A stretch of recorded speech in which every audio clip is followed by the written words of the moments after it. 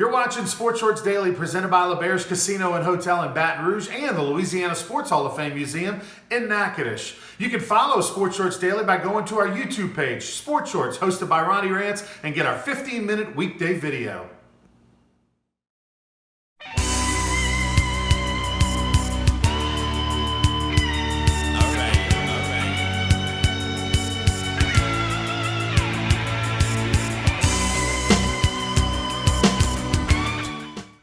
Joining me is the newest member of the 2021 Louisiana Sports Hall of Fame class, former East Ascension Spartan from Gonzales, Louisiana, and former LSU Tiger All-American. Glenn Dorsey joins us.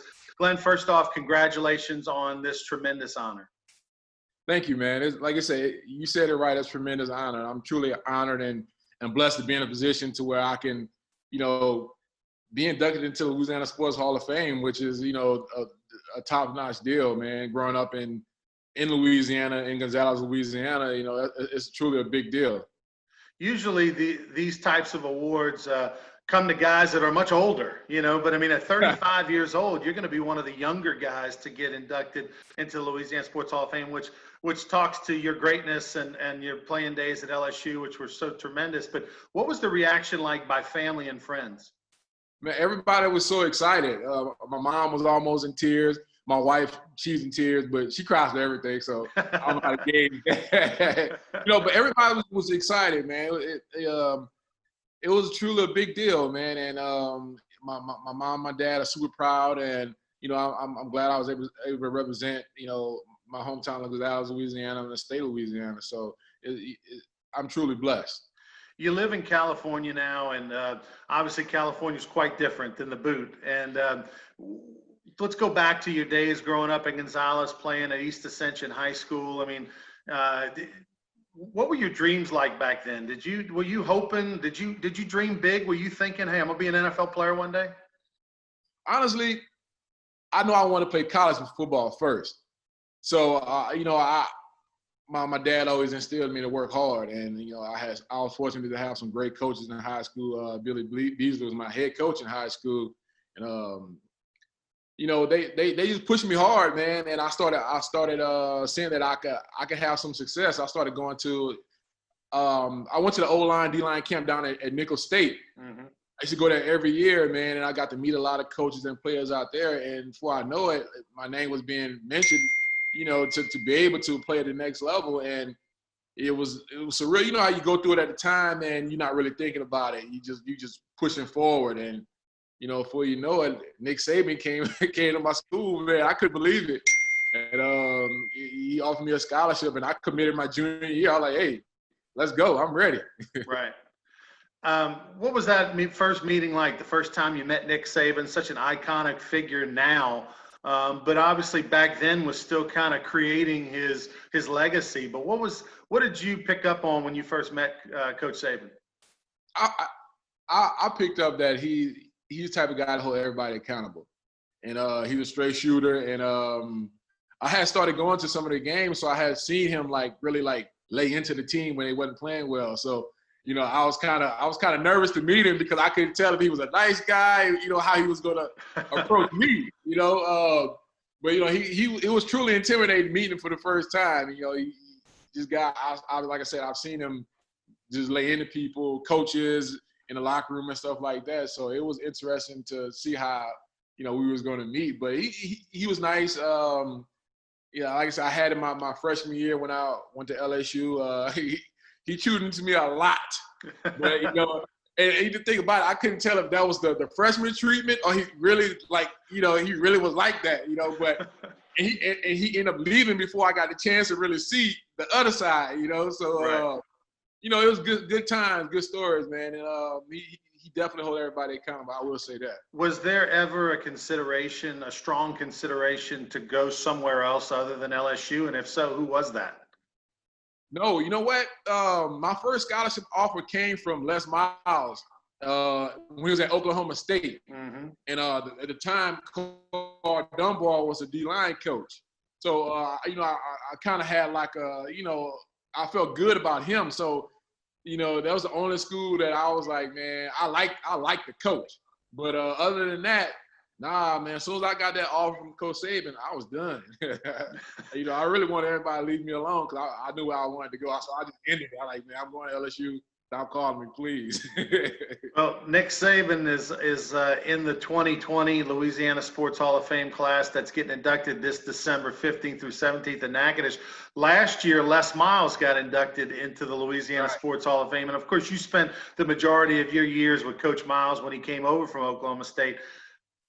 Two different guys completely, right? Right. Oh yeah, like night and day. But they both get the job done in their own way. Coach Saban was more of, he'll yell at you on TV, you know what I mean, like in front of everybody. Well, Miles will wait till you get in the locker room, and he'll lay into you too. So, they both were very intense coaches. I think it's like a misconception that Saban was more intense than Miles, but that's not true. Miles will lay into you also. So I enjoyed playing for both of them. Your first 2 years at LSU, you didn't start. You played a lot. You were a part of a rotation, but you technically didn't start but I think one game or something. You were behind the likes of pretty good players, but a guy by the name of Kyle Williams who just hung it up 2 years ago. Before we talk about your last 2 years, what do you remember about playing behind Kyle Williams, a guy who, he'll be in Louisiana Sports Hall of Fame one day? Yeah, he sure will. Kyle's a great guy, man. Kyle took me under his wing, man. Kyle, from day one, Kyle took me under his wing and showed me how to play the shade technique, the three technique. And Kyle played with so much intensity, man. Kyle showed me how to prepare for games.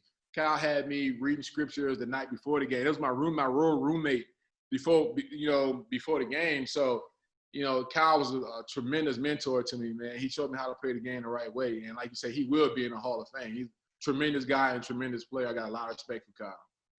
Junior and senior year at LSU, special seasons, 06 and 07. And, of course, everybody remembers 07, the national championship in the Dome, against Ohio State.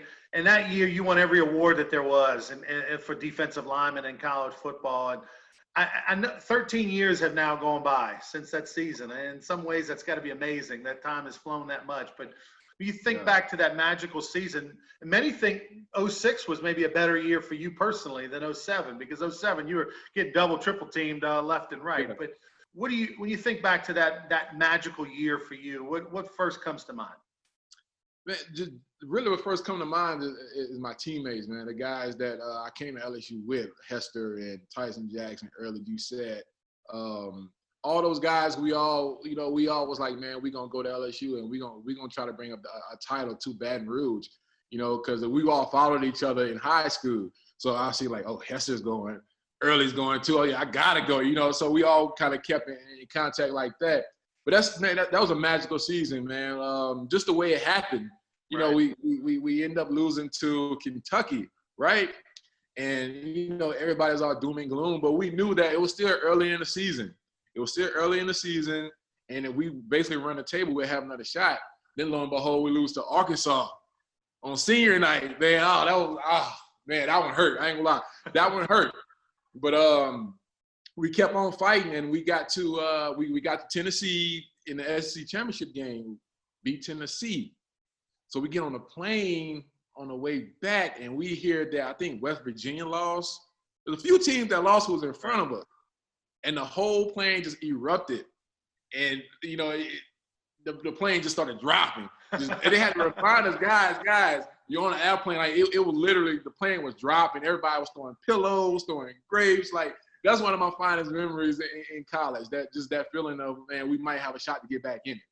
Yeah, no matter who you talk to, whether it's Richard Dixon or Jacob Hester, they all say that plane flight back was the moment that stands out the most, because it was just so unexpected and such a great surprise and happiness.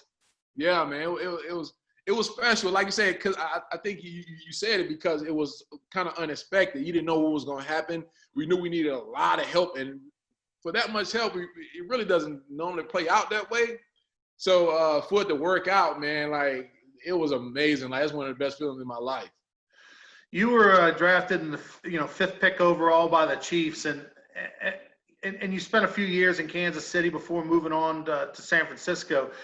pro football is different than college football. College football, you rep LSU for the rest of your life. You know, LSU's in your blood. Pro football, it's a business. It's like working at IBM, and then you go work at a different company.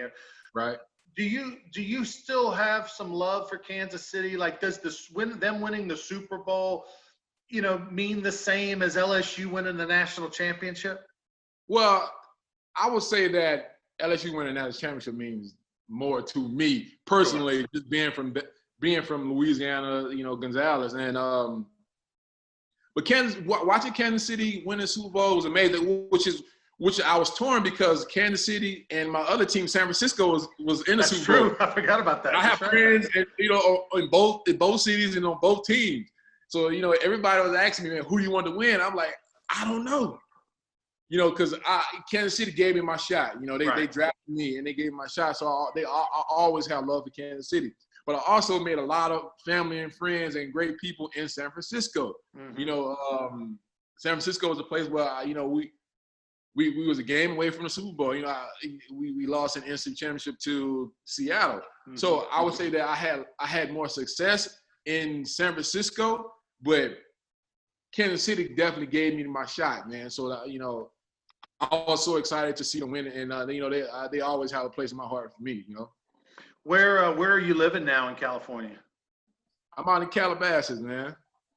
Beautiful. It's a beautiful place. Yeah, it's pretty hot right now, man. We got a lot of fires going on. Yeah. So, how far are the fires from you? Are you good? Are you okay at the moment? Yeah, we pretty good. We just watching the news. Really, I mean, it's been smoky for a whole week, so we can really see the effects of the fire. But we pretty good right now. I wanted to get your take on LSU this year. Brought back a guy you know and love, Bo Pelini, to be their defensive coordinator after some years away. Everybody who played, so we had Derry Beckwith. We talked to him the other day. Everybody that played for Bo really likes him. He's a super intense guy. What kind of impact is he going to have on LSU football? And what do you remember about playing for Bo? Yeah, Bo's a tremendous coach, and you can't miss the intensity with Bo. Bo will jack you up. Like he and he'll do it by surprise, so he'll really jack you up. I like Bo. Bo runs that 4-3, which I feel like complemented my game well, and he's gonna hold everybody accountable, and he's not gonna let anything slip through the cracks. And I was excited to see him come back, man, because I know what type of coach he is, and he's very smart. And like I said, he's gonna bring the toughness to the team, and I'm looking forward to seeing what he's gonna do. I feel like they're gonna do some great things. Let me ask you this: what was your what are you looking forward to the most? Or who you're looking forward to thanking the most? When you get into the Louisiana Sports Hall of Fame next June, what is going to be the message that you think you're going to want to put forward? I think I'm looking forward to thanking my parents the most, and my family, and just living the right way, and learning from your mistakes, moving forward, and just being resilient, really, man. Just being resilient, and growing up in Louisiana, we had to be resilient anyway. It's 5 hurricanes coming back to back, Right. So that just. I just like to tell people just keep fighting, man, no matter what. Being resilient, I think that's one of my most important assets, and just keep going. And, don't let anybody tell you different. Don't let any obstacles get in your way, and just keep fighting. I'm sure next June, because you're getting inducted, we're going to have to make sure we reach out to a past jambalaya king winner and have them come up to Natchitoches and cook some jambalaya, some championship jambalaya. Being from the hometown of Gonzales, we got to represent, right? Right, for sure, man. We definitely do.